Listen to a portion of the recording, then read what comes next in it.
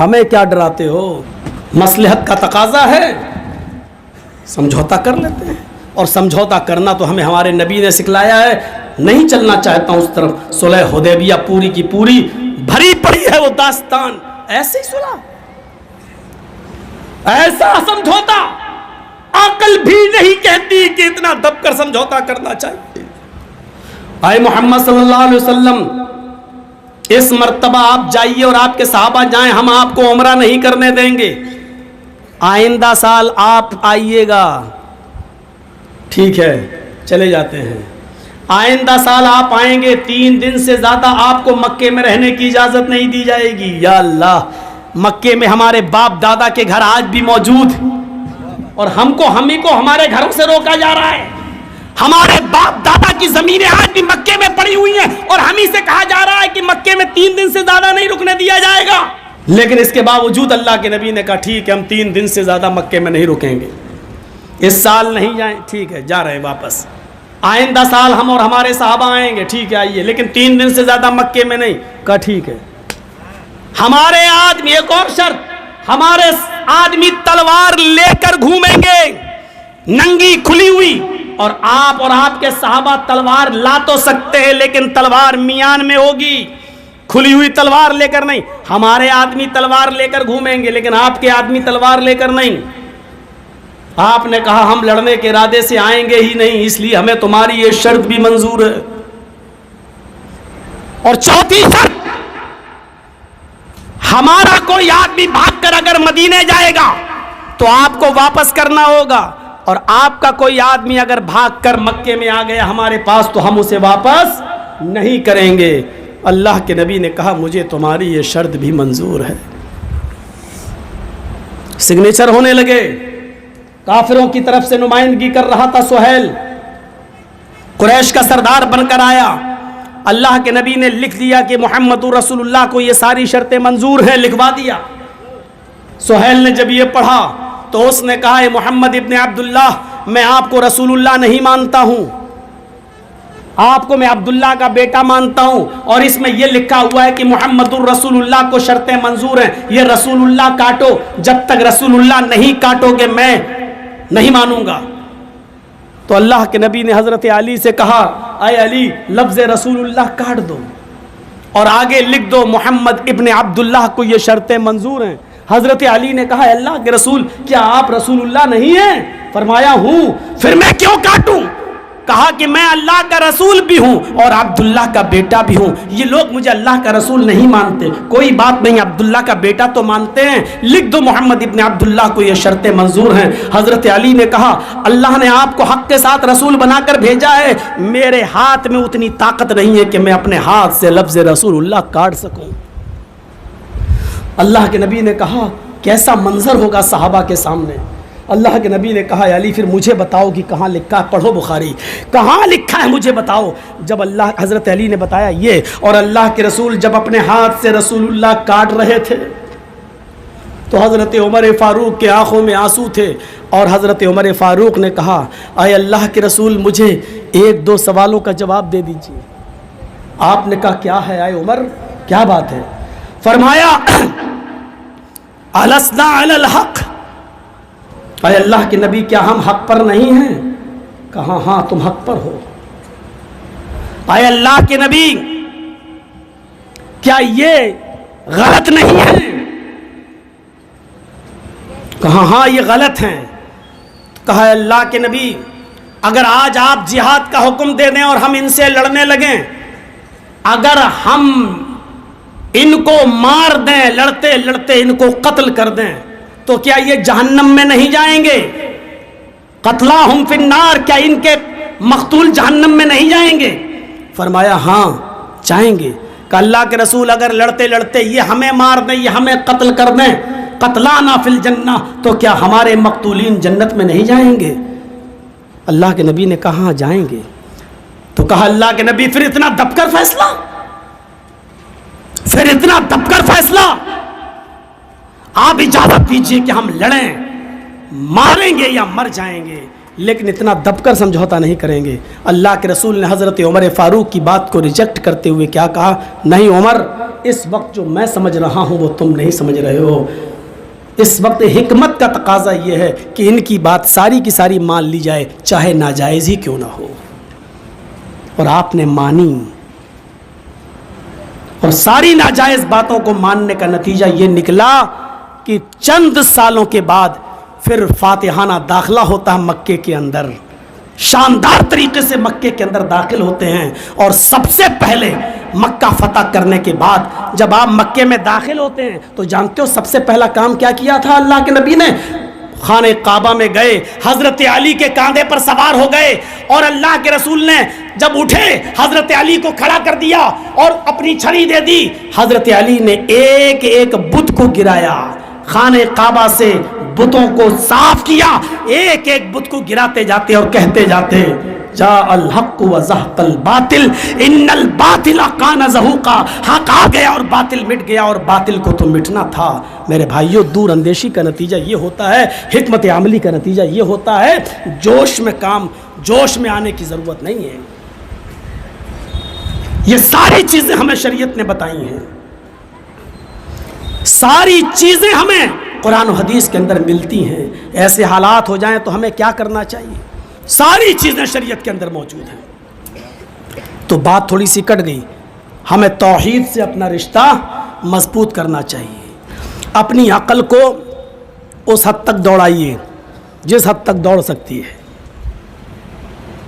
ایک بات اور بتا دوں آپ کو، اپنی عقل کا استعمال اتنا زیادہ مت کیجئے جو عقل کے دائرے سے باہر ہو۔ آنکھ کا کام دیکھنا ہے، لیکن یہ آپ کے آنکھ سامنے کی چیزوں کو دیکھ سکتی ہے، یہ آنکھ پیچھے کی چیزوں کو نہیں دیکھ سکتی ہے۔ اب آپ کہیں کہ اس آنکھ کا کیا کام ہے جو سامنے کی چیز کو دیکھ رہی، پیچھے دکھ ہی نہیں رہا، بیکار ہے۔ کان کا کام سننے کا ہے۔ آپ یہاں بیٹھ کر میری آواز سن سکتے ہیں، لیکن 2 کلومیٹر دور جب آپ چلے جائیں اور مائک بھی نہ ہو تب آپ کا کان میری آواز نہیں سن سکتا بغیر کسی آلے کے۔ اب یہ مت کہنا موبائل میں تو لندن بھی سن لیتے ہیں لوگ بغیر کسی آلے کے۔ اب آپ یہ کہیں کہ مجھے تو یار 5 کلومیٹر دور کی آواز ہی نہیں سنائی دے رہی ہے، کوئی آدمی چلا رہا ہے مجھے سنائی نہیں دے رہا، یہ کان بیکار ہے۔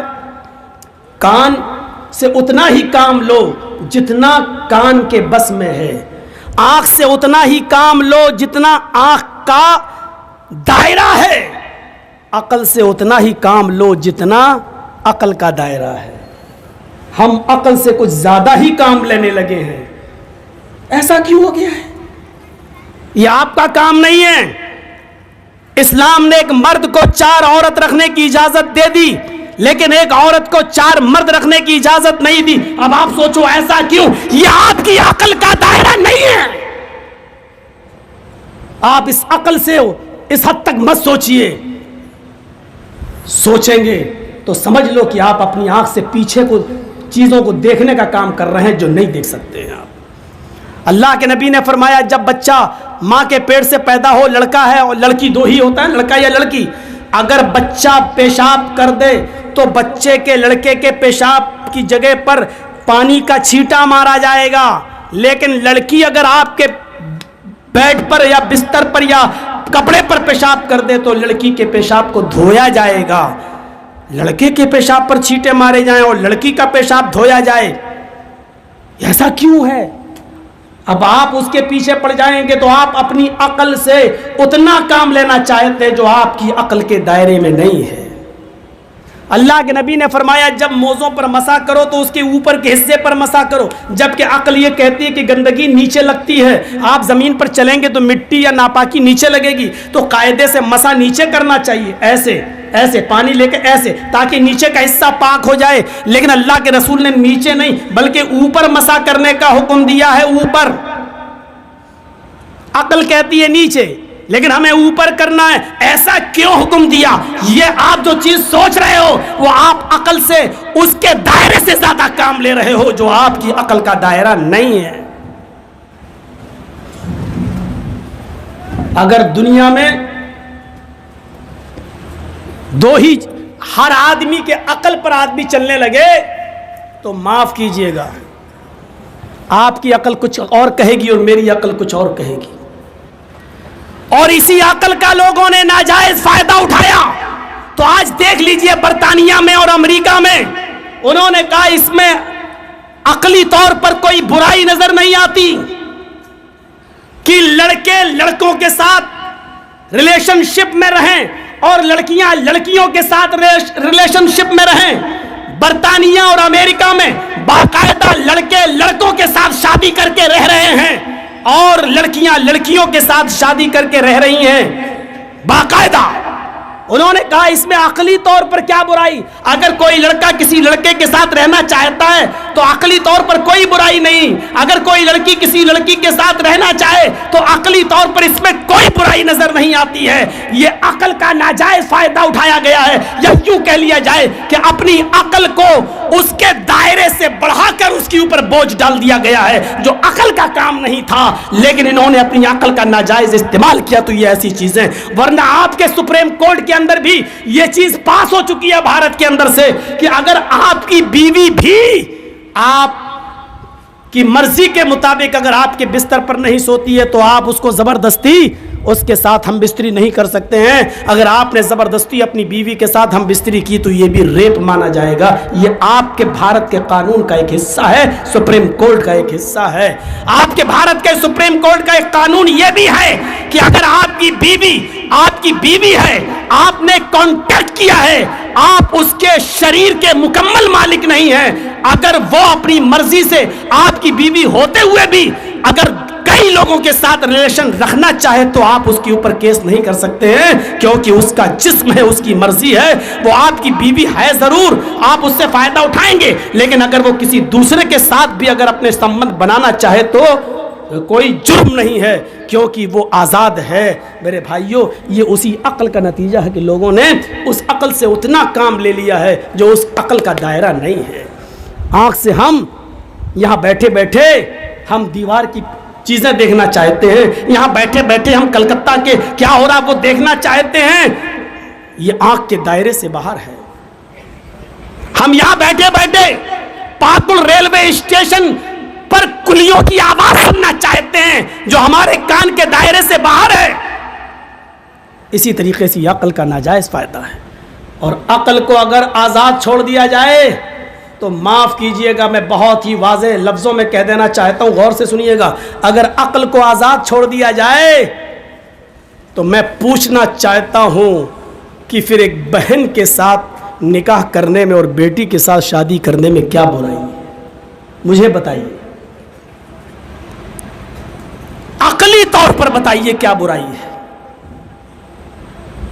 بلکہ میں تو یہ کہتا ہوں کہ آپ کی بہن بڑی خوبصورت ہے، آپ اپنی بہن کے جذبات کو سمجھتے بھی ہیں، آپ نے ناز و نخلوں میں پالا بھی ہے، آپ دولت مند بھی ہیں۔ عقل مندی تو یہ کہتی ہے کہ آپ اپنی بہن کے اور اپنی بیٹی کے زیادہ مستحق ہیں کہ آپ اس کے ساتھ نکاح کریں۔ یہ کون سی عقل مندی ہے کہ اپنے گھر کی دولت کو آپ کسی دوسرے کے حوالے کر دیں اور دوسرے کی سڑی ہوئی دولت کو آپ اپنے گھر میں لے آئیں اور اپنے گھر کی مہارانی بنا لیں؟ یہ کون سی عقل مندی ہے؟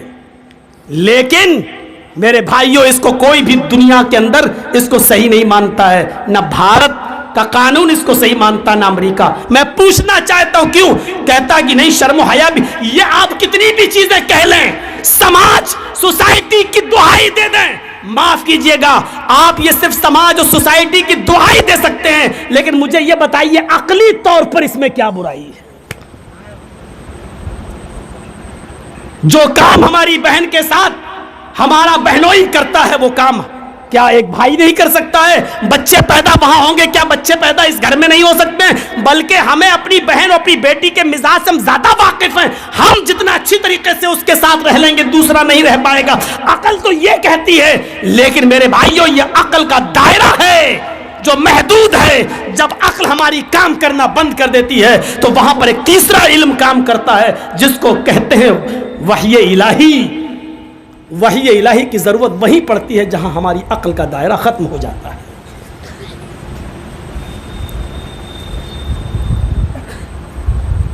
میرے بھائیوں اس بات کو سمجھنے کی کوشش کریے آپ. ہم جو چیز سوچیں ضروری نہیں کہ وہ سچ ہو، اس لیے عقل کا ناجائز استعمال کرنا چھوڑ دیجیے. یہ شریعت نے بتایا ہے کہ بہن کے ساتھ رشتہ تم نہیں کر سکتے ہو. یہ شریعت نے بتایا ہے، وحی الہی نے بتایا ہے کہ بیٹی کے ساتھ نکاح کرنا حرام ہے. یہ شریعت نے بتایا ہے کہ ماں کے ساتھ نکاح کرنا حرام ہے. یہ وحی الہی طے کرتی ہے کہ تم خالہ کے ساتھ نکاح نہیں کر سکتے ہو. یہ وحی الہی طے کرتی ہے کہ تم پھوپھی کے ساتھ نکاح نہیں کر سکتے ہو. عقلی طور پر کوئی برائی نہیں ہے، لیکن عقل کا ایک دائرہ ہے، اور جہاں عقل کا دائرہ ختم ہو جاتا ہے وہیں پر پھر ایک تیسرا علم کام آتا ہے، اور اس علم کا نام ہے وحی الہی. اس لیے اس دنیا کو ایک تیسرے علم کی ضرورت ہے، وحی الہی کی. دنیا کا نظام اگر اپنی اپنی عقلوں سے چلاؤ گے تو ہر انسان کی عقل ایک دوسرے سے الگ ہے، ایک دوسرے سے الگ ہے. ایک یہ کہے گا دوسرا وہ کہے گا. اس لیے جہاں ہماری عقل کام کرنا بند کر دے تب حکومت کا نظام ایک تیسرے علم سے چلایا جائے گا، اور وہ تیسرا علم ہے وحی الہی. پھر وہ شرعی نظام ہے. جب شرعی نظام نافذ ہوگا میرے بھائیوں وہاں پھر کسی کی عقل ختم ہو جائے گی، اس لیے کہ تمہاری عقل یہ کہتی ہے، اس کی عقل یہ کہتی ہے. ایک عقل کہتی ہے زناکار نے زنا کیا ہے اس کو 2-4 مہینہ جیل میں رکھ کے سزا دے دو. ایک عقل یہ کہتی ہے کہ نہیں، اس کو پتھروں سے مار مار کے ہلاک کر دو، اس کو اس سماج میں جینے کا حق نہیں ہے. کل تک اس سزا کو لوگ روڑی وادی سزا کہتے تھے، اور جب ہندوستان میں بھارت میں جب بلاತ್ಕಾರ اور ریپ کے کیس بڑھے تب راج ٹھاکرے کو بھی کہنا پڑا کہ اسلام کی سزا ان کے اوپر لاگو کرو، پتھروں سے مار مار کے ان کو ہلاک کر دو اور ختم کر دو. میرے بھائیوں بتاؤ، ہماری عقل یہ کہتی ہے کہ چور کے ہاتھ کاٹ دینے کے بعد وہ بیچارہ مجبور ہو جاتا ہے، پھر کمانے کے لائق نہیں ہے، اس لیے چور کے ہاتھ نہیں کاٹنا چاہیے. اگر ہاتھ کاٹ دیں گے تو زندگی بھر پھر وہ محنت نہیں کر سکے گا، مزدوری نہیں کر سکے گا. ایک عقل یہ کہتی ہے کہ چور کا ہاتھ نہیں کاٹنا چاہیے. ایک عقل یہ کہتی ہے کہ اگر چور کا ہاتھ کاٹ دیا جائے گا تو پھر تمام لوگوں کے سامان کو اور مال کو چوری سے محفوظ کر لیا جائے گا، پھر کسی کی ہمت نہیں پڑے گی کہ وہ کسی کے مال کی چوری کرے، کیونکہ اس کی سزا دیکھنے کے بعد پھر چوروں کے حوصلے پست ہو جائیں گے. ایک عقل یہ کہتی ہے، اب بتائیے کون سی عقل کو کام میں لایا جائے. اس لیے جب انسانوں کی عقلیں ٹکرانے لگیں تو وہاں ایک تیسرا علم کام آتا ہے، اور اس علم کا نام ہے وحی الہی. پھر کتاب و سنت اور شرعی نظام کے تحت نظام کو چلایا جائے، ملکی نظام کو. جیسے اس دہریے نے سوچا اپنی عقل سے کہ اتنا سا پھل تو اوپر اتنا بڑا نیچے، جب ناک پہ گرا تب ہوش ٹھکانے آ گئے. آپ جو چاہیں، مجھے معلوم ہے سن 1957 کا تقریباً واقعہ ہے، 57 کا واقعہ، 1957 کا. چھوٹی لائن چلتی تھی، چھوٹی لائن گورکھپور سے گونڈا کے لیے چھوٹی لائن ایک چلتی تھی، اور وہ کوئلے والا انجن اس میں لگا ہوتا تھا پہلے. تو جب اس میں گاڑیاں، ایک ٹرین، اس کا ڈرائیور ہے محمد قاسم نام کا. سنیے، محمد قاسم نام کا ڈرائیور گاڑی ٹرین چلا رہا ہے، اور جب ٹرین گورکھپور سے بڑھنی اور بڑھنی کو کراس کرتے ہوئے جب وہ کوا پور اسٹیشن کے پاس سے گزری، اور تلسی پور کے پاس سے ایک پل تھا، اس پل کے پاس کو کراس کرنے کے بعد آگے بڑھتی ہے، تو ٹرین ڈرائیور نے، محمد قاسم نے دیکھا کہ ایک 17-18 سال کی ایک لڑکی دوڑتی ہوئی چلی آ رہی ہے، اور وہ ٹرین کی پٹری کے نیچے آ کر لیٹ گئی ہے، خودکشی کرنا چاہتی ہے. ٹرین کے ڈرائیور نے ہیوی بریک لگائے، کوشش کی کہ ٹرین کو روکیں، لیکن چونکہ وہ زیادہ دور نہیں تھی لڑکی، اس لیے ڈر تھا کہ ہم بریک ایک دم تو بریک لگیں گے نہیں، بریک دھیرے ہی دھیرے لگتے ہیں ٹرین کے. لیکن اس نے کوشش کر کے ٹرین کے بریک کو لگانے کی کوشش کی، ہیوی بریک لگائے، اور بریک لگانے میں وہ کامیاب ہوا. جب اس نے مڑ پیچھے دیکھا تو کیا دیکھتا ہے کہ لڑکی میں اور ٹرین کے پہیے میں صرف ایک بالشت کا، ایک بتے کا فرق ہے. لڑکی ٹرین کے پہیے کے نیچے ہے لیکن ایک بالشت رہ گئی ہے. اگر ایک بالشت اور گاڑی آگے بڑھ جاتی تو لڑکی کے اوپر چڑھ جاتی. ٹھنڈی سانس لی کہ لڑکی بچ گئی. ٹرین کا ڈرائیور نیچے اترتا ہے. اتنے میں کھیت میں کام کرنے والے لوگ اس لڑکی کو بچانے کے لیے جب دوڑتے ہیں تو ٹرین کے ڈرائیور کے ساتھ ساتھ لوگ وہاں جمع ہیں. جب اس لڑکی کو اٹھایا جاتا ہے اس کی سانس سونگی جاتی ہے, دل کی دھڑکن دیکھی جاتی ہے تو پتہ چلتا ہے کہ لڑکی ہارٹ اٹیک سے مر چکی ہے. ٹرین اس کے اوپر نہیں چڑھی لیکن ٹرین کی پہیے کا خدشہ اس لڑکی کو لے ڈوبا, یہ سوچتے ہوئے کہ ہم مریں گے تو کیسے مریں گے. ٹرین چند قدموں پر ہے, اس سے پہلے کہ پہیہ اس کے اوپر چڑھتا اس کو اٹیک پڑا اور وہ مر گئی. پہیہ چلنے سے پہلے, چڑھنے سے پہلے وہ لڑکی مر گئی. اس وقت محمد قاسم نے یہ بیان دیا کہ آج قرآن کی اس آیت کے اوپر میرا یقین بہت مضبوط ہو گیا.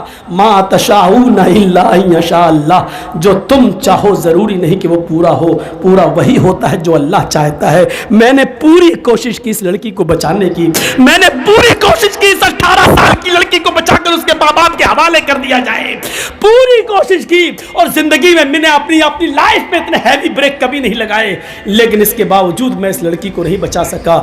اس لیے یہ سوچنا کہ کسی کی جان بچانا یا کسی کی جان لینا انسان کے ہاتھ میں ہے, یہ تصور غلط ہے.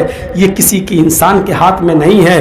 اگر کسی کی جان بچانا انسان کے ہاتھ میں ہوتا تو معاف کیجئے محمد قاسم اس لڑکی کی جان کو بچا لیتا اور کامیاب ہو گیا. لیکن محمد قاسم نے کہا کہ آج یقین ہو گیا اس بات, قرآن کی آیت پر تو پہلے سے مانتا ہوں لیکن آج مکمل یقین ہے کہ جو ہم چاہیں وہ ضروری نہیں کہ پورا ہو, وہی ہوتا ہے جو اللہ رب العالمین چاہتا ہے. ہمارے آپ کے چاہنے سے کچھ نہیں ہوتا. توحید ہمارا رشتہ مضبوط کر, اور دنیا کا ہر مذہب یہی کہتا ہے, دنیا کا ہر نظام ہمیں انسانیت سے جوڑتا ہے. اور قرآن نے تو خاندان قرار دے دیا ہے. پڑھیں, یہ جو میڈیا والے جو اچھالتے رہتے ہیں اور اپنے پالتو کتوں کو پال رکھا ہے, ذرا تصور کریں کہ اسلام نے کیسا تصور پیش کیا ہے. یا ایھا الناس انا خلقناکم من ذکر و انثی وجعلناکم شعوبا وقبائل لتعارفوا ان اکرمکم عند اللہ اتقاکم. ہائے سمپورن جگت کی مانو ذاتی ہے, ساری دنیا کے انسانوں,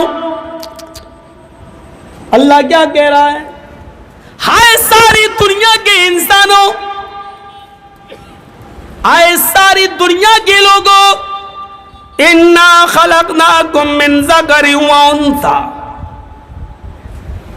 ہم نے تم کو ایک مرد سے اور ایک عورت سے پیدا کیا ہے. ہم نے تم کو ایک استری سے ایک پرش سے جنما ہے. تمہارا باپ ایک, تمہاری ماں ایک. تم آدم کے بیٹے ہو, تم آدم کی سنتان ہو, تم حوا کے بیٹے ہو, تم آشو کے پتر ہو, تم شتروپا کی سنتان ہو. تمہارا باپ ایک, تمہاری ماں ایک. مجھے میڈیا والے دکھائیں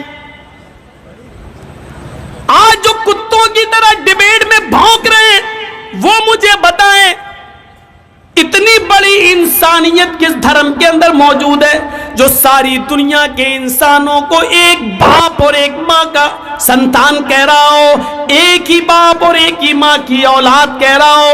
تمہارا باپ ایک, تمہاری ماں ایک.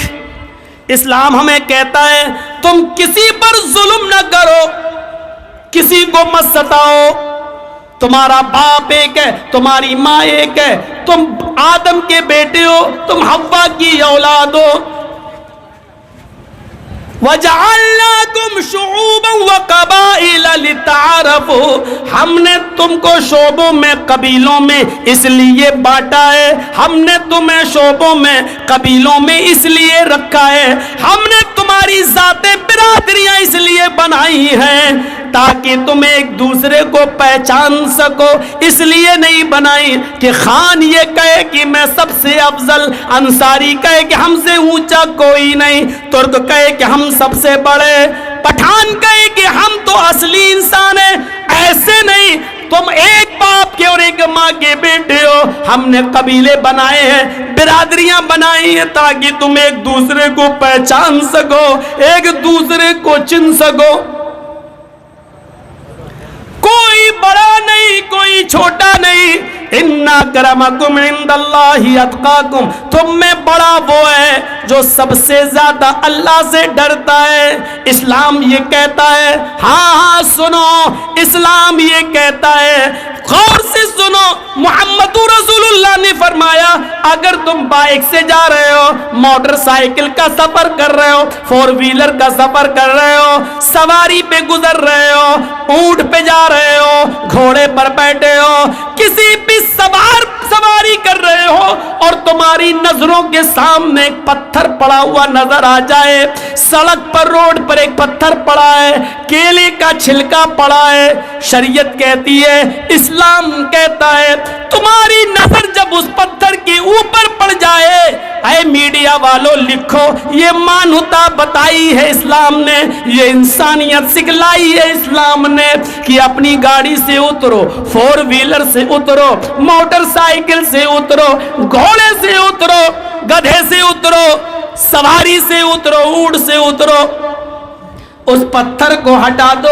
ये मत देखो कि ये हिंदुओं की बस्ती है, हिंदू गिरेगा पत्थर से टकराएगा, मेरा बाप का क्या जा रहा है। यहूदी की बस्ती है, यहूदी मरेगा, मेरे बाप का क्या जा रहा है। ईसाई की बस्ती है, ईसाई मरेगा, मेरे बाप का क्या जा रहा है। फरमाया इमाततुल अज़ा अन तरीक, रास्ते से तकलीफ दे चीज को हटा देना ईमान का एक हिस्सा है, ईमान का एक शोबा है, ईमान की एक ब्रांच है। अगर तुम मोमिन हो तो उस नुकसान देने वाली चीज को रास्ते से हटा दो। जो इस्लाम केले के छिलके पर पैर रखने से फिसल जाना तुम्हारा गवारा न कर रहा हो, हिंदू भाइयों, ईसाइयों, यहूदियों, गौर से सुनो, मेरी आवाज तुम तक पहुंच जाएगी, इस जलसे से नहीं तो यूट्यूब चैनलों से पहुंच जाएगी।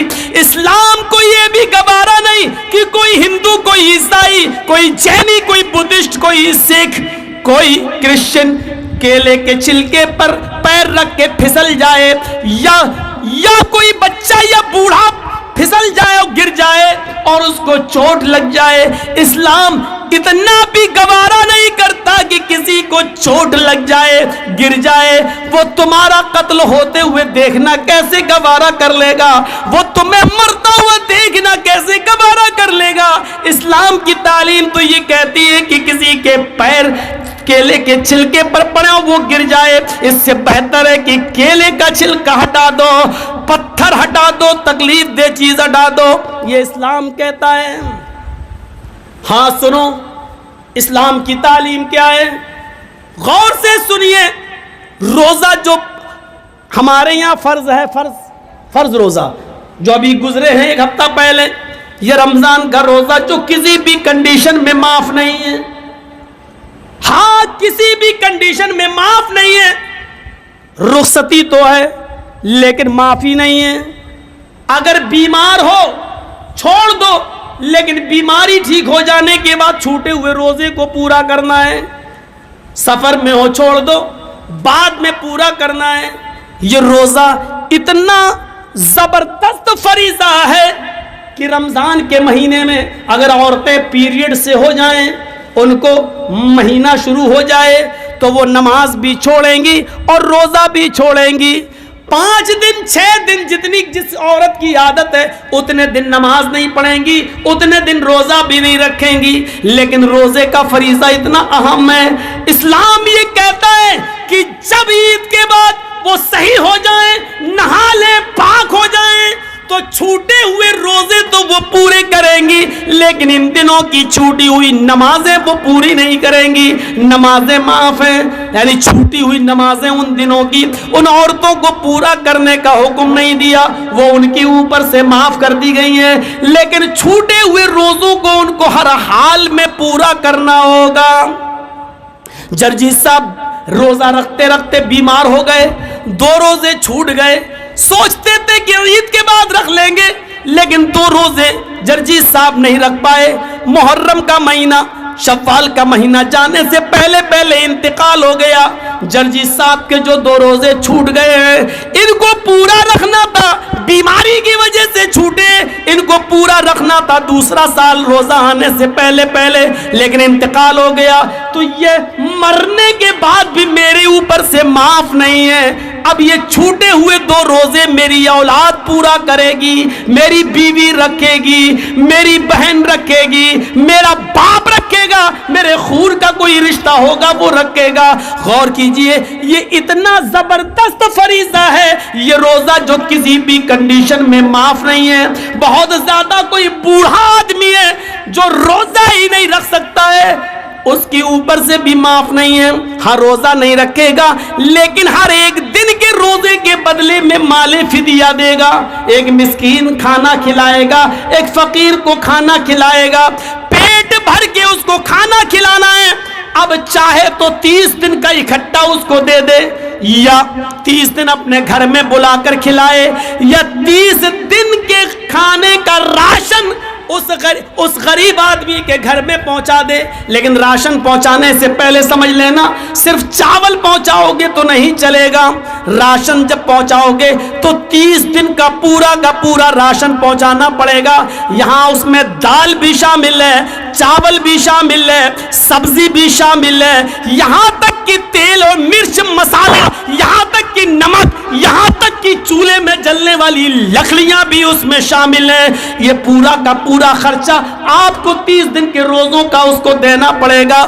یہ روزہ اتنا بڑا فریضہ ہے جو کسی بھی کنڈیشن میں معاف نہیں ہے میرے بھائیوں، لیکن اسلام یہ کہتا ہے جرجیت صاحب بیمار ہیں، جرجیت صاحب روزے سے ہیں، جرجیت صاحب کے بغل میں پڑوس میں رادھے کرشنا نام کا آدمی رہتا ہے، اس کا بیٹا بیمار ہے، اس کو آپریشن کی ضرورت ہے، ڈاکٹر نے کہہ دیا ارجنٹ 1 بوتل خون کی ضرورت ہے، 1 بوتل بلڈ کی ضرورت ہے، اس کے گروپ کا بلڈ چاہیے، اس کے گروپ کا بلڈ نہیں مل رہا ہے۔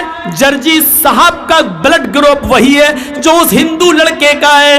اسلام یہ کہتا ہے اس کی فوراً جان بچانے کے لیے جرجیت صاحب آپ فوراً ہاسپٹل جائیے، 1 بوتل بلڈ دیجئے اور جلدی سے اس کو چڑھوائیے اور اس کی جان بچائیے۔ جرجیت صاحب کہنے لگے 1 بوتل خون دیں گے تو روزہ ٹوٹ جائے گا۔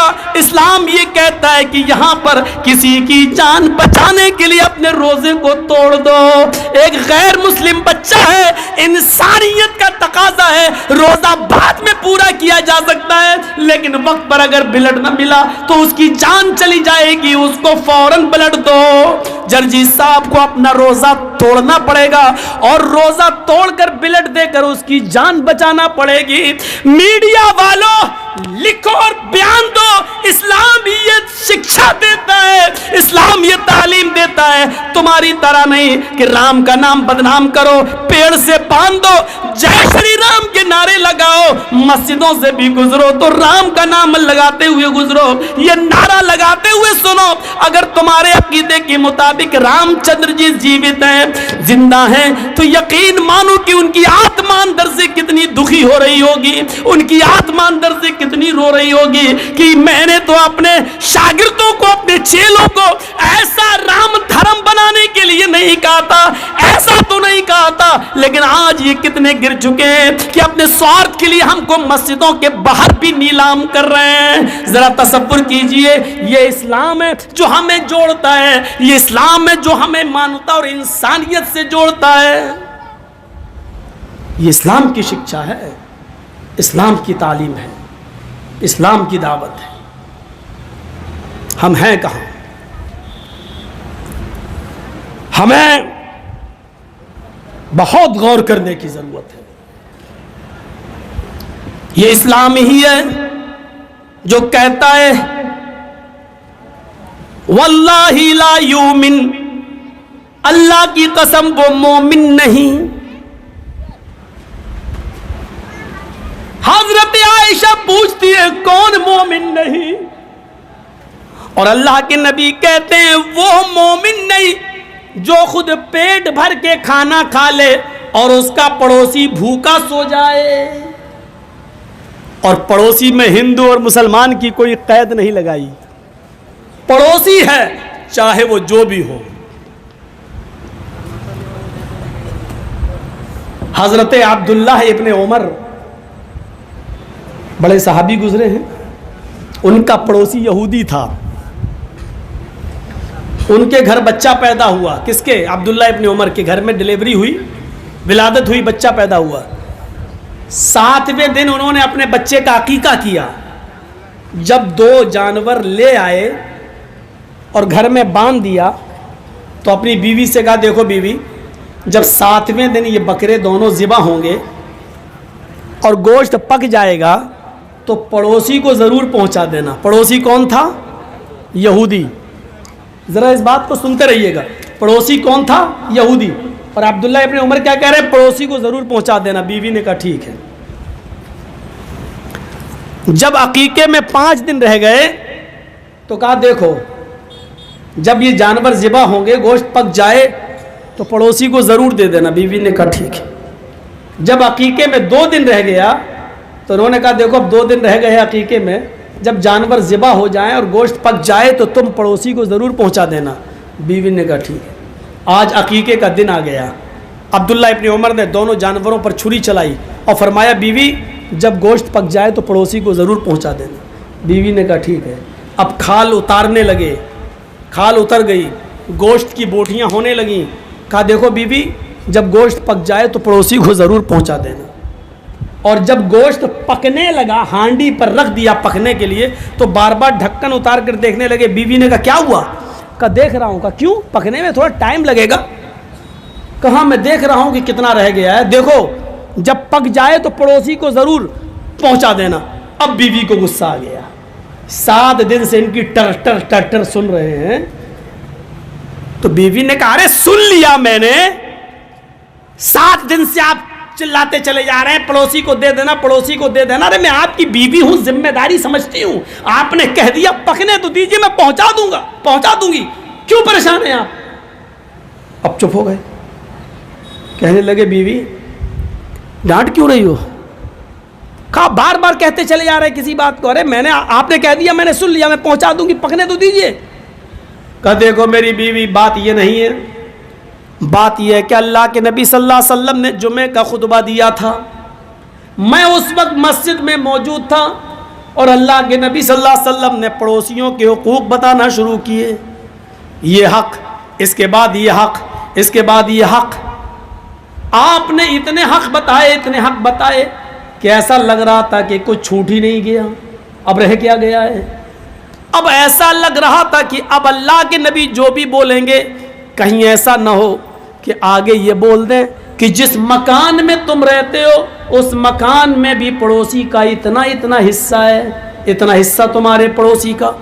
ایسا لگ رہا تھا، اتنے حقوق بتائے کہ مجھے ڈر لگنے لگا کہ ہم جس گھر میں رہتے ہیں اس میں بھی کہیں پڑوسی کا حصہ نہ بتا دے کہ اتنا حصہ پڑوسی کا۔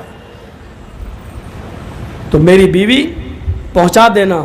اللہ کے نبی نے فرمایا وہ آدمی مومن نہیں جو خود پیٹ بھر کے کھا لے اور اس کا پڑوسی بھوکا سو جائے۔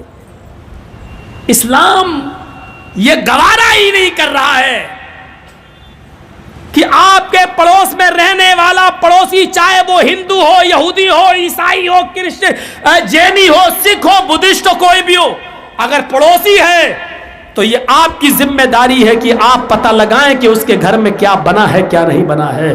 آپ نہیں جا سکتے، آپ کی بیوی تو اس کی بیوی سے ملنے جا سکتی ہے، کسی طریقے سے بہانے سے پوچھ لے کہ تمہارے گھر میں کیا پکا ہے۔ یاد رکھنا اگر آپ گھر میں تہجد پڑھ رہے ہیں لیکن آپ کا پڑوسی بھوکا ہے تو اللہ کی قسم آپ کی تہجد آپ کے منہ پہ مار دی جائے گی، کیونکہ آپ مومن ہی نہیں ہے۔ اللہ کے نبی نے فرمایا مومن تو وہ ہے جو پڑوسی کو بھوکا نہ سونے دے، اور جس کا پڑوسی بھوکا سو گیا تو آپ مومن نہیں، آپ تہجد پہ تہجد پڑھے جا رہے ہیں، پڑوسی کا حق ہی نہیں، اس کو دیکھ ہی نہیں رہے۔ اسی لیے اسلام نے اپنی انکم کا ایک حصہ فکس کر دیا ہے، زکوٰۃ۔ زکوٰۃ 85 گرام اگر آپ کے پاس سونا ہے تو آپ پر زکوٰۃ ہے، یا 595 گرام سونا جس کو ہمارے ہاں بولا جاتا 52.5 تولے چاندی، 52.5 تولے چاندی، 52.5 تولے چاندی کا وزن عرب کے حساب سے 595 گرام اگر چاندی ہے تو آپ کے اوپر زکوٰۃ فرض ہے۔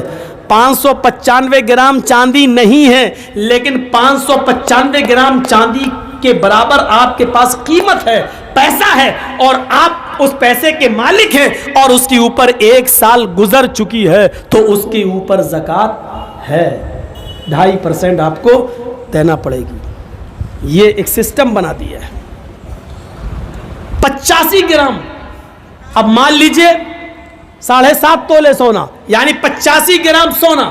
مان لیجئے کہ جرجیت صاحب کی بیوی گئی اور ایک سونے کا ہار خرید کے لائی، اور اس نے کہا 85 گرام یعنی 7.5 تولے کا مجھے ہار دے دیجئے، اور پیسے دے کے چلی آئی، لیکن یہ 85 گرام سونے کا ہار 21 کیرٹ سونے کا ہے۔ سونے میں وہ ہوتا ہے نا 24 کیرٹ کا ہے کہ 22 کیرٹ کا ہے یا 21 کیرٹ کا ہے، تو جس سونے پر زکوٰۃ ہے وہ 24 کیرٹ کا سونا ہونا چاہیے، یعنی پیور 85 گرام سونا آپ نے خریدا ہے اور وہ 24 کیرٹ کا ہے تو آپ کے اوپر زکوٰۃ ہے۔ آپ نے 85 گرام سونا خریدا ہے لیکن وہ 21 کیرٹ کا ہے تو اس کے اوپر زکوٰۃ نہیں بنے گی، کیونکہ اس کو جب آپ وزن کریں گے اور جب اس کے اندر جو اور دھاتو ملی ہوئی ہے اس کو آپ نکال دیں گے تو اس سونے کا وزن جو اوریجنل سونا ہے وہ 72 گرام رہ جائے گا، وہ 72 گرام رہ جائے گا، 85 گرام نہیں رہے گا، کیونکہ 21 کیرٹ کا اگر 85 گرام سونا ہے تو 24 کیرٹ کے حساب سے وہ 72 گرام سونا بنتا ہے، تو 72 گرام سونے پر زکوٰۃ ہی نہیں ہے، اوریجنل سونا ہونا چاہیے آپ کے اوپر، آپ کے پاس 85 گرام۔ ایک بات اور یاد رکھیے گا، آپ رمضان میں زکوٰۃ دیتے ہیں، ٹھیک ہے، بہت سے لوگ انگریزی حساب سے زکوٰۃ دیتے ہیں، بھائی کوئی سروس کرتے ہیں ان کو تنخواہ ان کا سال بھر کا حساب مارچ میں ہوتا ہے تو وہ مارچ زکوٰۃ کے لیے کوئی رمضان کا مہینہ شرط تھوڑی ہے، سال میں ایک بار زکوٰۃ فرض ہے، سال میں ایک بار جب زکوٰۃ فرض ہے تو سن لیجئے، سال میں ایک بار زکوٰۃ فرض ہے وہ عربی مہینے کے حساب سے۔ اب آپ انگریزی مہینے کے حساب سے زکوٰۃ دیں گے تو کتنی دیں گے؟ زکوٰۃ بہت اہم مسئلہ ہے، 1 روپیہ بھی آپ ماریں گے تو پھنس گئے۔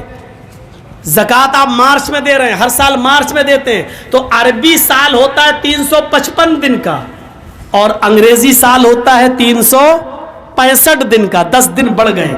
آپ جب انگریزی کے حساب سے سال میں ایک بار زکوٰۃ نکالتے ہیں تو آپ کی زکوٰۃ 2.5% نہیں نکلے گی، آپ کی زکوٰۃ تھوڑی سی بڑھ جائے گی، اب آپ کی زکوٰۃ بنے گی 2.577%۔ سمجھ رہے ہیں نا؟ یعنی 1,00,000 روپے میں 2,500 دینا ہے آپ کو عربی سال کے حساب سے، 2,500 یعنی 2,500، لیکن آپ انگریزی حساب سے جب آپ زکوٰۃ دیں گے تو زکوٰۃ کتنی دیں گے؟ 2,577 روپے، یعنی 77 روپے زیادہ دینا پڑے گا، کیونکہ 10 دن بڑھ گئے ہیں، اس کی زکوٰۃ آپ کو الگ نکالنا پڑے گی 2.577۔ کہاں ہیں آپ؟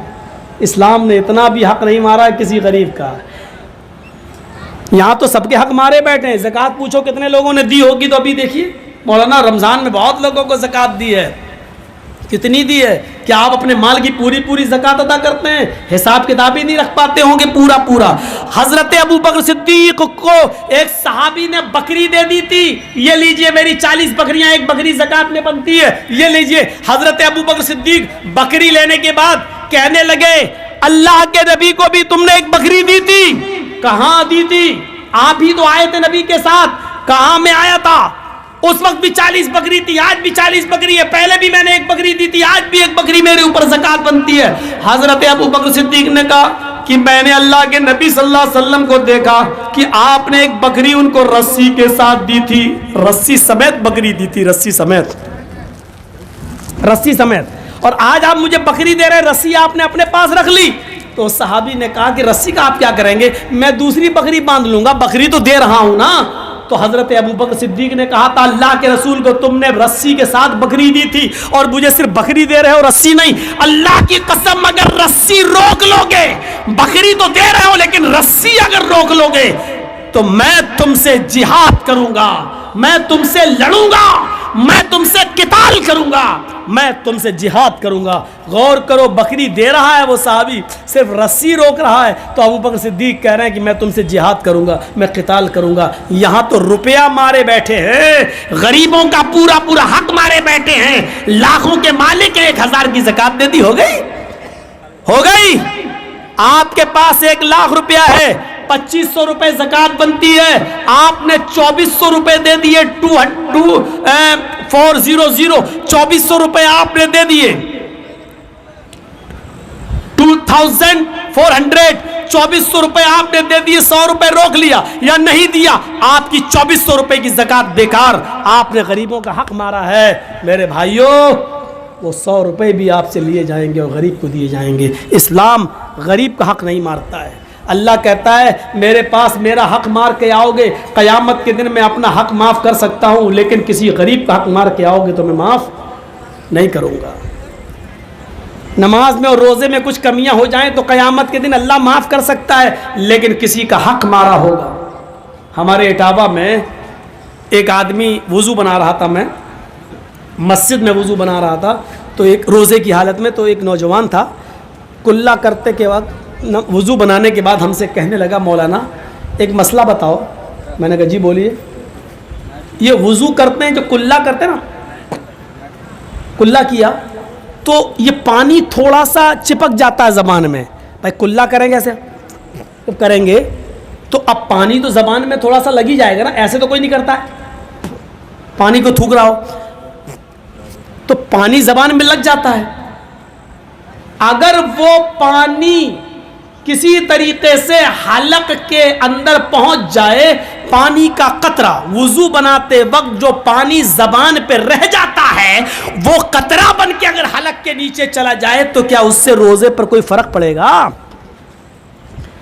میں نے کہا تم نے مسئلہ بہت اچھا پوچھا، میں کل جمعے کے خطبے میں اس مسئلے کو بتاؤں گا تاکہ سب کو معلوم ہو جائے۔ کہنے لگا ابھی مجھے بتا دیجئے۔ میں نے کہا یار تمہیں بتاؤں گا تمہیں اکیلے معلوم ہوگا، تم نے بہت اچھا مسئلہ پوچھا، کل جمعے کا خطبہ ہے، میں شاہی جامع مسجد میں خطبہ دوں گا تو تمہیں بتا دوں گا۔ کہنے لگا ٹھیک ہے۔ اگلی صف میں بیٹھا تھا وہ آدمی، میں نے پورے دن بھر اس کا بایو ڈاٹا تلاش کیا کہ بڑا متقی آدمی ہے، بڑا پرہیزگار آدمی ہے، بڑا نیک آدمی ہے، اتنی سی بات پوچھ رہا ہے تو اس کا بایو ڈاٹا دیکھیں کہ کون ہے کیا ہے۔ تو اس کا بایو ڈاٹا ملا تو بہت کچھ ملا۔ تو میں نے جمعے کے خطبے میں یہ بات کہی کہ آج اس کا نام نہیں لیا، میں نے کہا لوگ آج ہم سے یہ مسئلہ پوچھتے ہیں کہ وضو بناتے وقت اگر وضو کا بچا ہوا پانی زبان پہ رہ جائے اور حلق کے ذریعے اس کا کوئی قطرہ پیٹ میں چلا جائے تو روزے پہ کوئی فرق پڑتا ہے؟ پانی کے ایک قطرے کو حلق کے ذریعے پہنچ جانے پر ان کو لگتا ہے کہ روزے پر کوئی فرق پڑتا ہے یا نہیں؟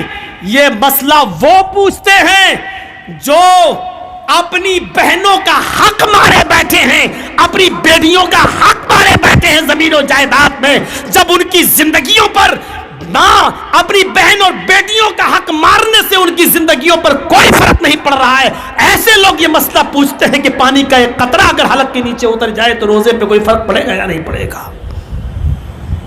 کیسے متقی اور پرہیزگاری دکھائی دے رہی ہے اس مسئلے کے اندر، لیکن نتیجہ کیا ہے؟ جب اندر سے ان کی زندگی دیکھی تو پتہ چلا کہ باپ کے مرنے کے بعد وہ بہنوں کو یعنی باپ کی وراثت میں سے وہ اپنی بہنوں کو حق نہیں دے رہا ہے اور اپنی وراثت میں اپنی بیٹیوں کو حق نہیں دے رہا ہے. جو اپنی بیٹیوں کا اور اپنی بہنوں کا حق مارے بیٹھا ہے وہ آدمی آج یہ سوال کرتا ہے کہ پانی کا قطرہ اگر حلق کے نیچے چلا جائے تو روزے پہ کوئی فرق تو نہیں پڑے گا. تصور کریں آپ اپنی بہن کو 1 لاکھ نہیں 1 کروڑ کا جہیز دے دو, لیکن باپ کے مرنے کے بعد باپ کی وراثت میں بھی بہن حصے دار رہے گی اور باپ کی وراثت میں تمہیں جو حصہ ملے گا تمہارے مرنے کے بعد تمہاری وراثت میں سے بھی بہن حصے دار رہے گی. یعنی باپ کی وراثت میں سے بھی حصہ ملے گا اور بھائی کی وراثت سے میں بھی بہن کو حصہ ملے گا. اور جب بہن کی شادی ہوگی تو شوہر کی وراثت سے میں بھی بیوی کو حصہ ملے گا اور بیٹا اگر مر گیا تو بیٹے کی وراثت سے میں بھی اس کی ماں کا حصہ بنے گا. میرے بھائیو, اللہ کے رسول نے شریعت نے ایک عورت کو چاروں طرف سے عزت دے رکھی. یہ وہ لوگ مسئلہ پوچھتے ہیں. اسلام نے اتنا زبردست انتظام کر دیا ہے ہمدردی کا کہ آپ بچ نہیں سکتے, رعایت نہیں, یہ کرنا ہی پڑے گا تمہیں. اسی لیے قرآن کہتا ہے وَسَارِعُوا إِلَى مَغْفِرَةٍ مِّن رَبِّكُمْ وَجَنَّةٍ عَرْضُهَا السَّمَاوَاتُ وَالْأَرْضُ. اپنے رب کی مغفرت کی طرف دوڑو اور اس جنت کی طرف دوڑو جس کی لمبائی اور چوڑائی زمین و آسمان کے برابر ہے. دنیا میں آج انسان صرف کمانے پر لگا ہے. اسباب راحت بہت, جرجیز صاحب نے بہت کمایا. آج جرجیز صاحب کے پاس اسباب راحت بہت ہیں. آپ جرجیز صاحب کے گھر آئیے تو آپ کو دیکھنے کو ملے گا اس کے گھر میں ایئر کنڈیشن بھی ہے, آج اس کے گھر میں 4 ویلر بھی ہے, آج اس کا گھر بھی عالیشان بنا ہوا ہے. اسباب راحت تو جرجیز صاحب کے پاس بہت ہیں, لیکن ڈاکٹر نے منع کر دیا جرجیز صاحب آپ بیمار ہیں, آپ اے سی کی ٹھنڈی ہوا میں نہیں لیٹ سکتے ہیں. ایسے اسباب راحت سے کیا فائدہ؟ ہم اور آپ جو کما رہے ہیں راحت کے اسباب اکٹھا کر رہے ہیں کہ ہمیں گرمیوں میں اے سی کی ٹھنڈی ہوا مل جائے. ہم نے بہت کمایا لیکن ڈاکٹر نے منع کر دیا کہ اے سی کی ٹھنڈی ہوا میں نہیں لیٹ سکتے ہو. اسباب راحت اتنے ہیں کہ چلنے کے لیے 4 ویلر ہے میرے پاس, لیکن ڈاکٹر نے منع کر دیا ہے صبح سویرے تمہیں روزانہ پیدل ٹہلنا ہوگا. اگر پیدل نہیں ٹہلو گے, کچھ دور 2-3 کلومیٹر روزانہ چہل قدمی نہیں کرو گے تو تمہارے پیر جام ہو جائیں گے. تمہیں ضروری ہے اپنے آپ کو اسٹرانگ رکھنے کے لیے تمہیں پیدل چلنا پڑے گا. طرح طرح کی مٹھائیاں رکھی ہوئی ہیں, رس ملائی رکھی ہوئی ہے, رسگلہ رکھا ہوا ہے, چھینا رکھا ہوا ہے, بہترین مٹھائی ہے. جرجیز صاحب نے بہت کمایا ہے, اسباب راحت ہے اسی چیز کے لیے تو کما رہے تھے کہ اچھا کھائیں اچھا پئیں, لیکن ڈاکٹر نے منع کر دیا ہے تمہیں شوگر 400 پار ہو چکی ہے لہذا تم یہ مٹھائی نہیں کھا سکتے ہو. غور کیجئے, جرجیز صاحب نے اتنا کمایا اتنا کمایا اتنا کمایا کہ میرا بیٹا نیٹ نہیں کر پایا تو پرائیویٹ طریقے سے ہم نے اس کو کسی اسکول میں ایڈمٹ کیا, میڈیکل کالج میں بھرتی کیا. 50 لاکھ روپے دے کر میں نے 80 لاکھ روپے دے کر میں نے MBBS میں اس کا ایڈمیشن کرا دیا. بچے پڑھ جائیں گے, لکھ جائیں گے, اپنا کمائیں گے, کھائیں گے, اچھا رہے گا. بہت زیادہ اسباب راحت ہم نے سوچ لیا تھا. بچہ ہمارا پڑھ لکھ کر بہت بڑا ڈاکٹر بن گیا, وہ امریکہ میں یا لندن کے اندر ڈاکٹری بھی کرنے لگا. اس نے وہیں پر کسی انگریز عورت سے شادی بھی کر لی. بڑے فخر سے ایک صاحب کہنے لگے جرجیز صاحب میں نے اپنے بیٹے کو بہت پڑھایا لکھایا, آج میرا بیٹا امریکہ میں ڈاکٹر ہے. میں نے کہا وہ تمہارا پورا خیال رکھتا ہوگا, وہ تمہارا سر بھی دباتا ہوگا, وہ تمہارا پیر بھی دباتا ہوگا. کہنے لگا نہیں جرجیز صاحب 15 سال سے میں نے اپنے بیٹے کی شکل نہیں دیکھی. ایسی دولت سے کیا فائدہ جس اولاد کے لیے تم کما رہے ہو اس اولاد کی شکل دیکھنا تمہیں نصیب نہیں ہوا. باپ نے بیٹے کی شکل نہیں دیکھی, بیٹے نے باپ کی شکل نہیں دیکھی. تصور کرو یہ کون سی اسباب راحت ہے, یہ کون سا راحت کا سامان ہے. اس زمانے میں لوگ ایک روٹی کھاتے تھے لیکن ان کی اولاد ان کی آنکھوں کے سامنے رہتی تھی, اور وہ بچے بھی ایک روٹی کماتے تھے لیکن آدھی اپنے ماں باپ کو کھلا کر اپنے ماں باپ کی سیوا اور خدمت کیا کرتے تھے.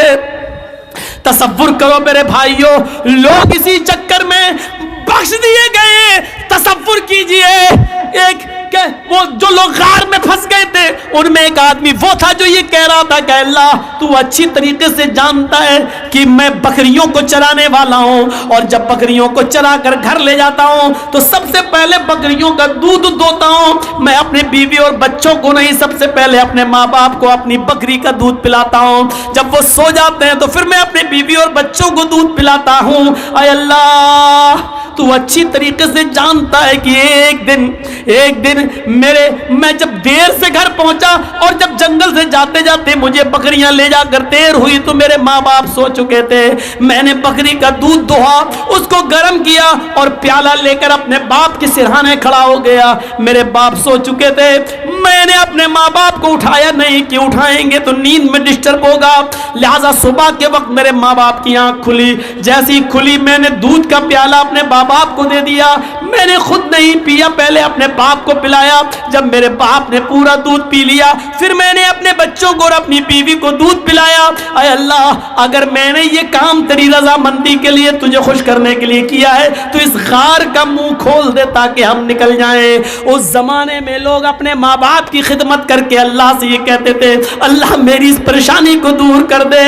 آج تو ہمیں ایسی پڑھائی لکھائی ہو گئی ہے, آج اسباب راحت کے چکر میں, کمانے کے چکر میں آج ہم اپنی اولاد سے اور اولاد باپ سے اتنی دور ہو چکی ہے کہ باپ بیٹے کی شکل نہیں دیکھ رہا اور بیٹا باپ کی شکل نہیں دیکھ پا رہا ہے. غور کرو آپ ہی لوگوں میں کتنے لوگ ایسے ہیں جو بیچارے دلی اور بمبئی کام کرنے جا رہے ہیں, کتنے لوگ ایسے ہیں جو انڈیا چھوڑ کر آج سعودیہ, کویت اور دبئی میں کام کر رہے ہیں. 2 سال 3 سال سے نہ انہوں نے باپ کی ماں کی شکل دیکھی, نہ اولاد نے ماں باپ کی شکل دیکھی, نہ ماں باپ نے اپنی اولاد کی شکل دیکھی.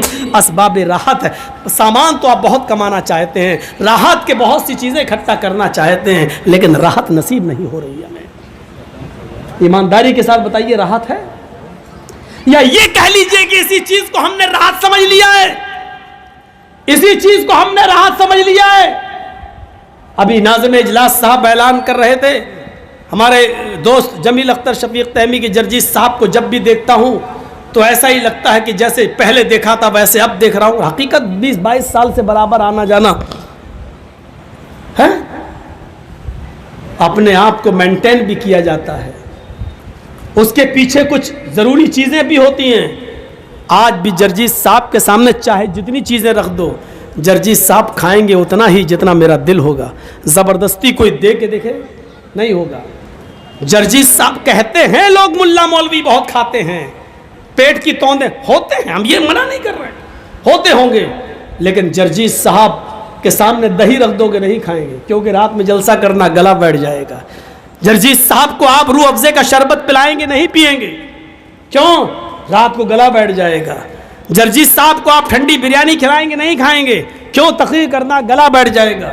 اپنے آپ کو مینٹین کر کے رکھا ہے اور کبھی پیٹ بھر کے ہم نے کھانا نہیں کھایا ہے. آج تک میں نے اپنے پیٹ کے ایک حصے کو تھوڑا سا خالی رکھ کے چھوڑا ہے.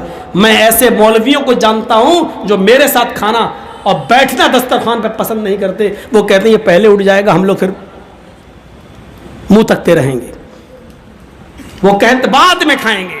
ایسے مولویوں کو میں آج بھی جانتا ہوں جو میرے ساتھ کھانا پسند نہیں کرتے ہیں دسترخوان کے اوپر. وہ کہتے ہیں کہ یہ 2-4 لوگ میں کھا کے اٹھ جائے گا, ہم لوگوں کو بھی کھانے نہیں دے گا صحیح سے. ایسے اور میں ایسے مولویوں کو بھی جانتا ہوں جو جلسے کی شرط لگاتے ہیں کہ 1 کلو منگور مچھلی بھی ہونا چاہیے ساتھ میں تلی ہوئی, اور ایک بار نہیں ملی تھی تو اس نے 2 سال جلسے کی ڈیٹ نہیں دی تھی. بس مہمان کی عزت کرنا نہیں جانتے. میں ویسے مولوی کو بھی جانتا ہوں, نام لینا ضروری نہیں ہے میرے بھائیوں. تو ایسے لوگ بھی پڑے ہوئے ہیں, ایسے لوگ بھی پڑے ہوئے ہیں. اور ہماری پرانی تقریریں اگر آپ اٹھائیں تو اس میں سن لیں گے وہ 3 پیروں کا قصہ بھی ہے. 3 پیروں کا کہ ایک عورت بیچاری تھی, اس نے 3 پیروں کی دعوت کی, وہ ان کی بڑی مرید تھی, 3 پیروں کی دعوت کی اور اس نے کھچڑی پکائی. دیکھیں ان مولویوں کو کھچڑی پسند ہے کہ نہیں ہے.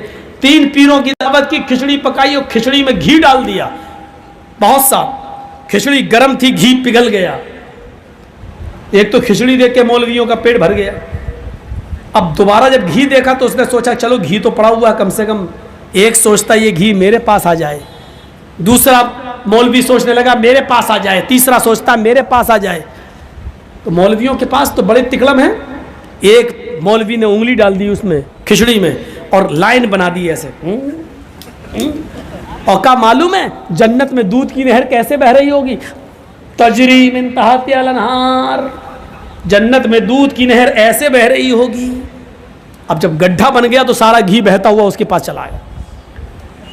دوسرے نے کہا جنت میں دودھ کی نہر ادھر بہ رہی ہوگی, شہد کی اور شراب کی نہریں ادھر بہ رہی ہوں گی.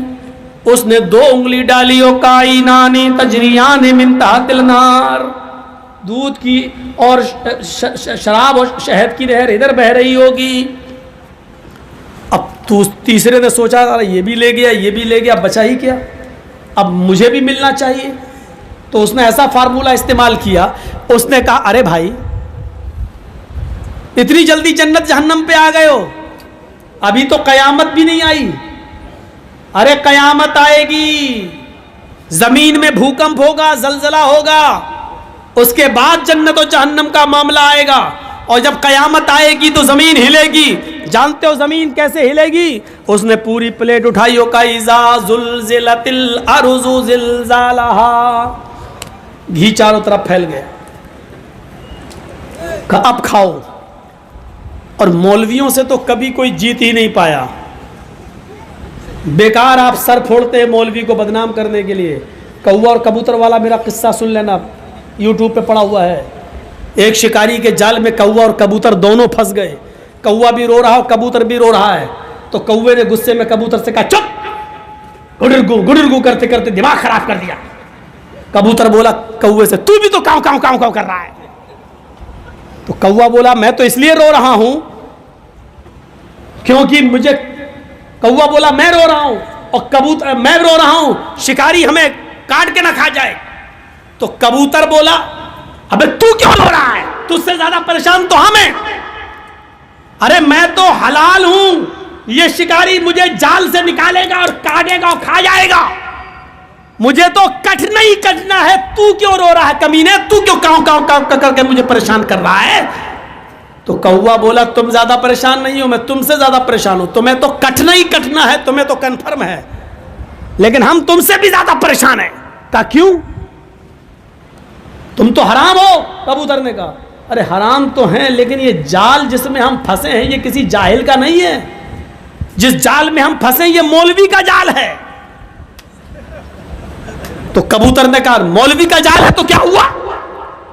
کبوتر نے کہا اس مولوی کا کوئی بھروسہ نہیں, کب حلال کا فتویٰ دے کے ہم کو بھی کاٹ کے کھا جائے. میری جان تم سے بھی زیادہ اٹکی ہوئی ہے. مولویوں سے کوے اور کبوتر بھی پریشان ہیں. اس لیے مولوی ہارتا نہیں ہے. بہت سے راستے ہوتے ہیں اس کے پاس, بہت سے راستے. اللہ رب العالمین ہمیں اپنے بنائے ہوئے راستوں سے بچائے اور شریعت پر چلنے کی توفیق عطا فرمائے. تو میرے پیارے ساتھیوں, اسباب راحت کم ہوں لیکن سکون ہو ہماری زندگی کے اندر. ایسی اولاد سے کیا فائدہ جس نے 15 سال سے بیٹے کی شکل نہیں دیکھی. مجھے علی میاں ندوی نے لکھنؤ میں ایک واقعہ بیان کیا تھا.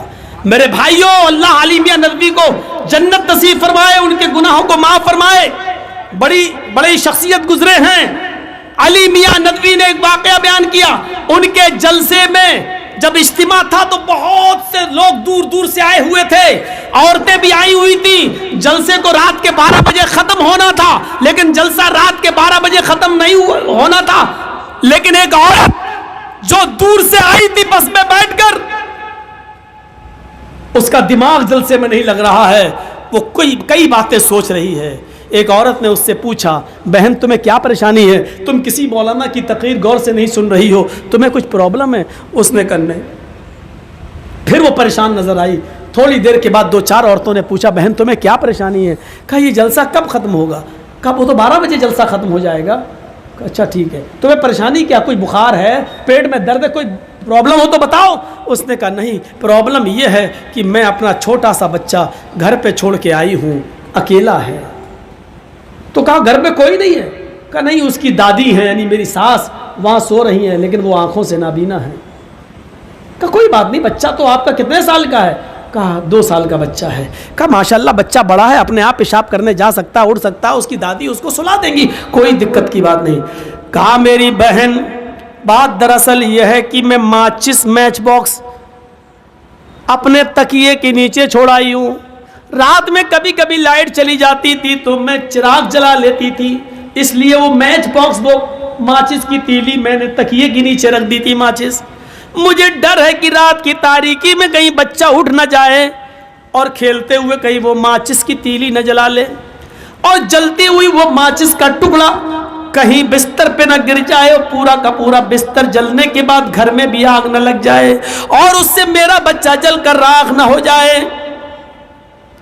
ان عورتوں نے کہا تم کیا کیا سوچ رہی ہو، چپ رہو، بچہ بڑا ہے، رات میں جب سو جاتا ہے تو پھر اکثر بچے صبح ہی اٹھتے ہیں، رات کی پہلی نیند ہے، گہری نیند میں سو رہا ہوگا، یہ بری خیالات تم اپنے دماغ سے نکالو اور چلو تقریر شروع، 12 بجے جلسہ ختم ہو جائے گا۔ اس عورت نے کہا کہ تم ٹھیک ہی کہہ رہی ہو، اور تم ایسا اس لیے بول رہی ہو کیونکہ وہ تمہارا بچہ نہیں ہے، اور میں ایسا اس لیے سوچ رہی ہوں کیونکہ وہ میرا بیٹا ہے، میرا بچہ ہے، مجھے اپنے بچے کا جو تجربہ ہے وہ میں جانتی ہوں، اپنے بچے کے حالات سے میں واقف ہوں، تم نہیں۔ بہرحال جلسہ رات کے 12 بجے ختم ہوتا ہے، بسیں اپنے اپنے علاقوں میں جانے لگتی ہیں، وہ عورت بھی جس بس میں بیٹھ کر آئی تھی وہ بھی جانے لگتی ہے، ڈرائیور سے کہہ رہی ہے کہ ذرا جلدی چلو۔ ڈرائیور نے بس تھوڑی سی تیز اسپیڈ میں چلائی، لیکن جب یہ عورت گھر پہنچتی ہے اس کے دماغ میں جو تصورات تھے وہ تصورات ویسے ہی کہ ویسے جو یہ سوچ رہی تھی ویسے کہ ویسے پورے ہوتے چلے گئے۔ یہ عورت جب گھر پہنچتی ہے تو کیا دیکھتی ہے کہ بچہ رات میں آنکھ کھول چکا ہے، بچے نے ماچس تکیے کے نیچے سے نکال بھی لیے، بچہ ماچس جلا بھی چکا ہے، ماچس کی چلتی ہوئی تیلی بستر پہ گر بھی چکی ہے، اس بستر میں آگ بھی لگ چکی ہے، اور اس بستر پہ میری ساس اور وہ چھوٹا سا بچہ دونوں جل کر راکھ بھی ہو چکے ہیں اور گھر بھی جل کر راکھ ہو چکا ہے۔ میرے بھائیوں، میں کہنا یہ چاہتا ہوں کہ ایک رات کے لیے بستر پر ماں نے اپنے بچے کو چھوڑا تو جلسے میں اس کو چین نہیں مل رہا ہے، رات میں اس کو سکون نہیں مل رہا ہے کہ میرا بیٹا کہیں آگ نہ لگا لے، ماچس سے کہیں کھلواڑ کرتے کرتے کہیں ماچس کو جلا نہ لے اور اس سے اپنے آپ کو جلا نہ لے۔ ماں کی رات بیکار ہو گئی، تڑپنے لگی، اس کے دماغ میں کسی مولوی کی تقریر نہیں بیٹھ رہی ہے، اس کا ذہن بچے کی طرف لگا ہوا ہے۔ میرے ساتھیوں، میں تمہیں یہ بتانا چاہتا ہوں، قرآن نے کہا ہے جتنا تم دنیا کی آگ سے اپنے بچے کو بچانے کی فکر کرتے ہو، قُوْ أَنفُسَكُمْ وَأَهْلِيكُمْ نَارًا، اس سے کہیں زیادہ تم اپنے بال بچوں کو جہنم کی آگ سے بچاؤ۔ تمہارا بچہ دنیا کی آگ میں کودے، تم گوارا نہیں کرتے ہو۔ آج تمہارے بچے رات کے 12 بجے گھروں میں آ رہے ہیں، تمہارا کوئی ایکشن نہیں ہے۔ تمہاری بیٹی رات کے 11 12 بجے تک موبائل استعمال کرتی ہے، واٹس ایپ چلا رہی ہے، فیس بک چلا رہی ہے، اور تمہیں کوئی فرق نہیں پڑتا ہے۔ ذرا تصور کرو، آپ کی بیٹی اینڈرائیڈ موبائل کیوں استعمال کرے گی؟ سمجھ میں نہیں آتا اس کو کیا ضرورت ہے واٹس ایپ چلانے کی، فیس بک چلانے کی۔ ارے گھر میں ایک موبائل ہونا چاہیے جو اس کی ماں کے پاس ہونا چاہیے۔ اگر بیٹی کو اپنی سہیلی سے بات کرنا ہے تو اپنے ماں کے موبائل سے فون کر لے، اس سے بات کر لے۔ لڑکی موبائل لے کر گھر سے باہر جائے گی، گھر سے باہر پھر گھر میں آئے گی۔ آپ نے اتنی آزادی کیوں دے رکھی ہے؟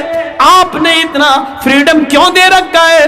اور جب یہ دن آپ نے دکھائے ہیں جب یہ دن آپ نے دکھائے ہیں اپنی بیٹیوں کو تو آج کل پھر وہ دن بھی دیکھو, آج کل وہی دن بھی دیکھو, پھر وہی دن دیکھنے کو ملیں گے جو حیدرآباد کی سرزمین پر ہوا ہے.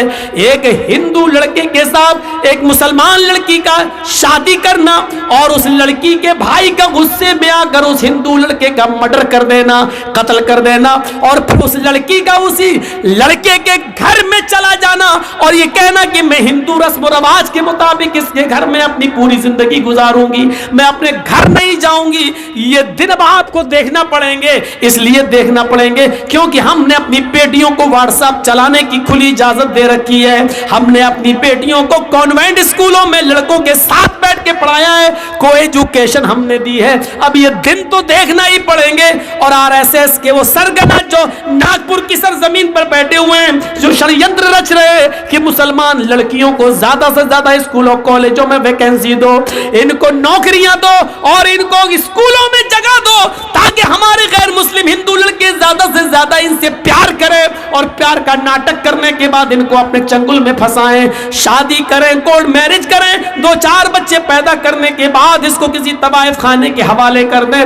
کتنی لڑکیاں ایسی ہیں جو آج میرے بھائیوں چکلے خانوں پر اس لیے بیٹھی ہوئی ہیں کہ 1-2 بچے پیدا ہو جانے کے بعد ان کو چھوڑ دیا گیا ہے, اس کو نظر انداز کر دیا گیا ہے, اس کو لاتے مار کے اس کے گھر سے بھی بھگایا گیا ہے, پھر وہ ہندو سماج کے مندر میں گئی, وہاں سے بھی اس کو نکالا گیا ہے, اور آخر کار وہ اپنے گھر آ نہیں سکتی ہے کیونکہ اس کے باپ نے کہہ دیا کہ جیتے جی تو اپنا چہرہ ہم کو نہیں دکھا سکتی ہے.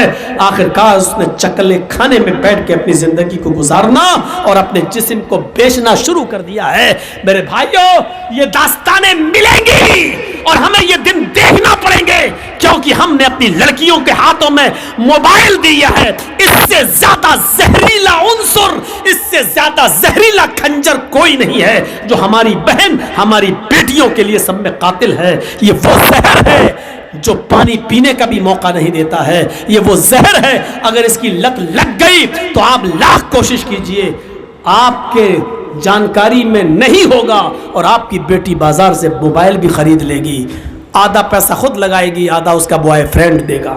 آپ کے ریچارج کی ضرورت نہیں ہے, ریچارج تو آپ اس لڑکی کا بوائے فرینڈ ڈلوائے گا, آپ کو پتہ بھی نہیں چلے گا. ابھی گرمیاں گئیں, سردیوں کے دن آنے والے ہیں, ہمارے گھروں کی بہن بیٹیاں لحاف کے اندر منہ ڈھکے ہوں گی.